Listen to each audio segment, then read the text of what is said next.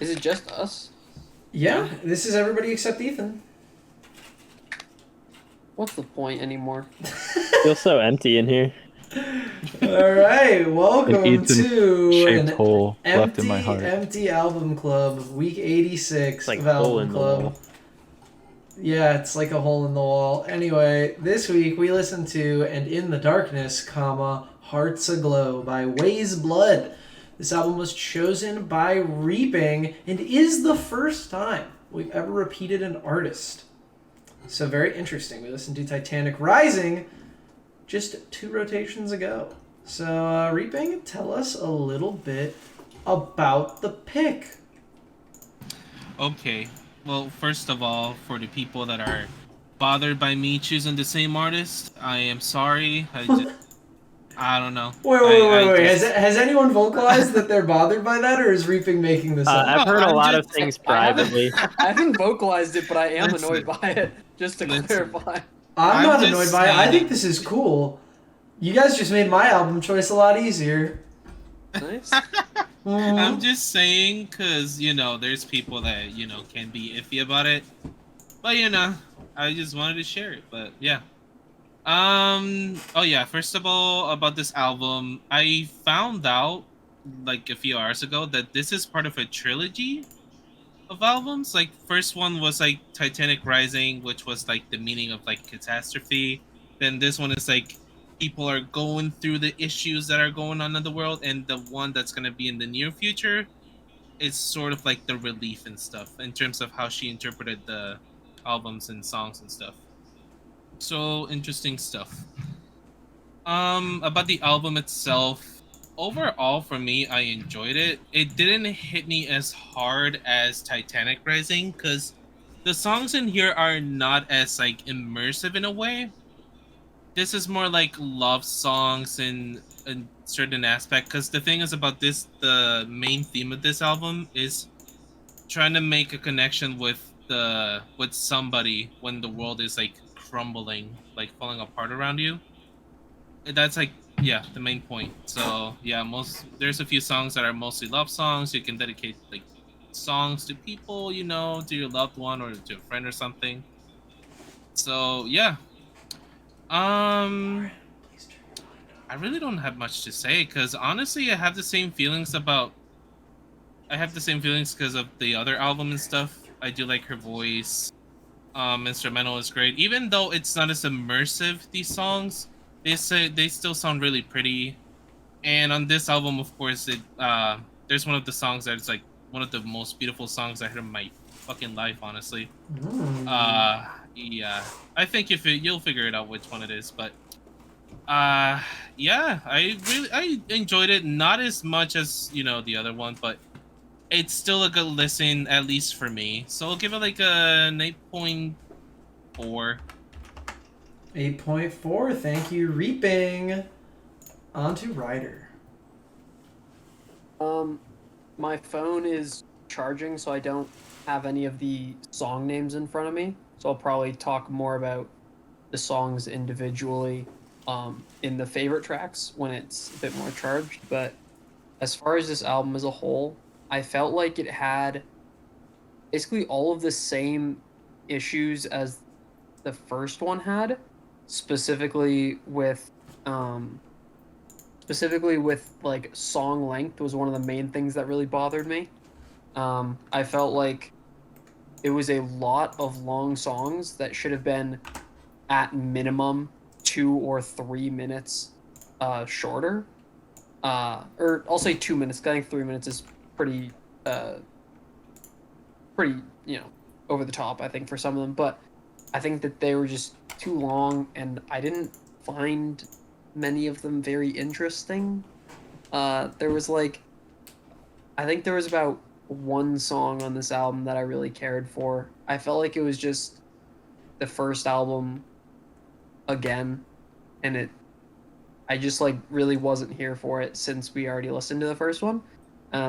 Maybe I'm just very wrong, but I don't know. It just seemed very similar, very I don't want to say bland, but like, but I will. Um, and I don't know. Like, I understand that there was definitely different instrumentals on almost all the tracks. Some of them were like, or I don't even want to say that some of them were similar. I think like there were at least like two that I felt were very similar, but there was definitely a decent variety in instrumentals. But for some reason, that just like didn't really change the tracks to like enough for me. But maybe I just didn't approach it with um, an open enough mind, perhaps. But I really just wasn't a big fan of this. I would give it like a 3.2. 3.2.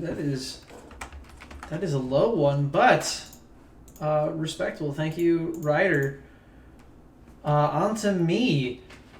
I actually share a lot of sentiments with Ryder. I just don't think I feel as strongly negative about all the sentiments. I agree that it's a tad bit samey.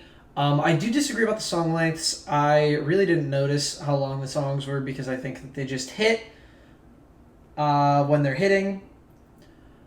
But I will say, I think, although I think there was a very clear attempt to add a more like spacey, almost psychedelic sound to this album in parts, I don't think it was leaned into strong enough to really differentiate it from Titanic Rising. There's definitely some like really solid examples of it. There's like a couple of, very much so in the first half of the album. There's a lot of very interesting sonic choices that made me feel like it was very like floating around in space, which was not, the other one felt like earthier to me. Titanic Rising did. I think that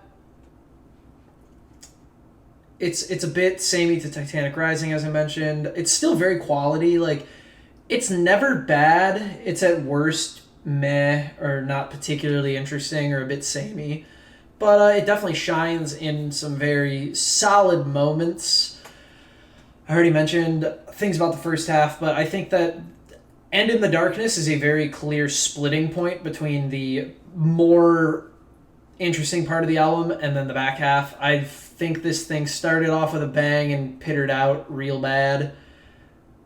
Another thing is I feel like I sort of generally stay away from Baroque pop. There are some Baroque pop albums that I like, but generally I think I kind of stay away from Baroque pop, and this is a Baroque pop record, which is the long songs, Ryder, very much has to do with the genre, because Baroque pop is like subtle progressions pop, where it's just like building and building and building on layers and layers and layers as the song goes on, in a general sense. So yeah, I feel good about it. I think that it's very quality album. I enjoy a lot of songs a lot, and then at worst some things are pretty mid. I'm gonna give it a 7. On to Simon. I thought this was sort of an interesting direction to try and go in from the last album, but I don't know. I wanted more of it. Like, I really liked a lot of like the orchestral, almost ambient stuff, but there wasn't enough of it on this. So a lot of it just kind of felt like the last album, but with a slight dip in songwriting quality, in my opinion. I actually don't agree with the songs being too long, even if I wasn't into them. I thought the song length was fine. I thought it mostly justified it a lot of the time. I think the only song I really had that problem was A Given Thing, but that one's only 4 minutes. It's one of the shorter ones. Yeah, all in all, I think it's fine. It's just I kind of wanted more new stuff, and I like when they did things like that. I'm gonna go with a 6.3. All right, thank you, Simon. On to Lauren, and please speak up for the microphone and face this direction. Oh. Okay, can I be heard? Oh, cool. Yeah. I really like this album. I thought it kind You are of has... very quiet. Oh no. You're not being heard. Should I talk to? Yes, Okay, really. I don't know how these these things work? I explained this to you yesterday Okay. or last week. So, I really liked this album. I thought it had like a nice like, I don't know, it had like a earthy quality to it, which I really liked. Like it reminded me of it reminded me of like some type of like fairy tale, like I don't know, very soft aesthetic. I actually, when I listened to this, the first thing that I thought of was like a Thomas Kincaid painting, which is like controversial in the art world, but he's like known as like the painter of light, and like I feel like everything was just very like soft and gentle and like airy light. I don't know, it was cool.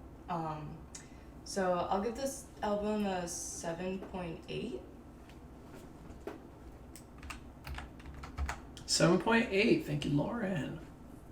On to Justin. Like many people said, I feel like this is very similar to Titanic Rising. I thought it was very artsy, very pretty at times, but it dragged a ton. I think the song lengths were a problem for me, even if it's part of the genre. At times, despite it being like soft, like sung, it became overbearing in ways, which is a little weird to say, but it wasn't my favorite. I have very similar thoughts to this as I do for Titanic Rising, and I'm gonna give it the same score of a 4. Don't have too much to add. All right, thank you, Justin. I totally, that's like a really interesting point about like the soft singing being overbearing. I think it's just because she has a really like powerful voice and often is in like really low register. So that might be like why you're feeling that way. I think it's also I might be wrong, I should listen to it more, but I feel like they layer the vocals with something that just, I don't know, There's makes it tons. sound. Absolutely, there's tons of layering. Yeah, and I think that Yeah. could have a part of that. for Like I'm why I think thinking it's overbearing. in It's Not Just Me, It's Everybody, when she says it's everybody, there's just like 20 voices on top of each other. Yeah. There's so Yeah. many. So yeah, I think that's all super valid. All right. I like that this was a pretty contentious album that led to good discussion. That makes me happy. Let's move on to favorite track, Reaping. I'm gonna say, God Turned Me Into a Flower. Okay. It gave me chills the first time I heard that. Solid. Thank you, Reaping. On to Ryder. Oh, sorry, I don't have the list in front of me yet. I know it's the second song. Children of the Empire. Yeah, Children. Very solid pick. I'm just gonna do my HMs because it's basically a toss up between It's Not Just Me, It's Everybody, Children of the Empire, and Hearts Aglow. But I'm gonna go with Hearts Aglow, the pseudo title track. On to Simon. God Turned Me Into a Flower. That song is gorgeous. I can just get lost into it. I feel like I'm floating. Very solid choice. On to Lauren. I also liked God Turned Me Into a Flower. It was like hard for me to pick a favorite, honestly. So I don't know. Speak up and talk towards here. Do I have to say it again? No, Okay. just from now on. Okay. Please remember. Okay. Or you gotta go to my the turn. couch. I will say Twin Flame. I thought it was simpler, didn't have like the layering that I found overbearing, and I liked the synths at the end. Interesting. Thank you, Justin. Sorry, I was talking to Lauren because Lauren was talking really quietly, and then the microphone in my room won't pick it up, and yada yada yada. Yada yada yada. Technical stuff, am I right? Production. It's just me. Anyway, thanks everybody. On to Reaping for the least favorite track. I gotta say, least favorite is Grapevine. Interesting. Thank Yeah. you, Reaping. On to Ryder. So I'm trying to. Least favorite song was The Worst Is Done. I got very bored. Thank you, Ryder. On to me. I'm going to have to agree and say that when The Worst Is Done started, that's when The Worst started. Because that track, boring. Not enough. Total abandonment of, like, the new sound. Like, the spacey, atmospheric vibe. Which is super boring. That's really funny because I actually thought that song was okay, and I wish that was the closer because my least favorite is A Given Thing, and every time I get to it, I groan. I also think that about A Given Thing. I just think The Worst Is Done is longer. I feel very similar about those two tracks. Yeah, I'm fine just ending it there. I don't think The Worst Is Done is a great song by any means, but I'm fine just ending the album there. And then every time I'm like, oh, I gotta sit through 4 minutes of a bad song. Yeah. All right, thank you, Simon. On to Lauren. I wasn't a huge fan of the first song, but I don't know. The more that I think about it, I have to agree with Reaping about Grapevine. I don't know what it is. It just like I feel like it doesn't fit that well into the album, but I'm not sure, but yeah. All right, thank you, Lauren. On to Justin. I also say Grapevine because I think it has some of that layering that makes it overbearing. That's valid. I found that pretty curious because I really like Grapevine, but that's valid. All right, closing remarks on the album. Anybody got anything they want to say? I respect the art, I just don't like it. That's totally valid.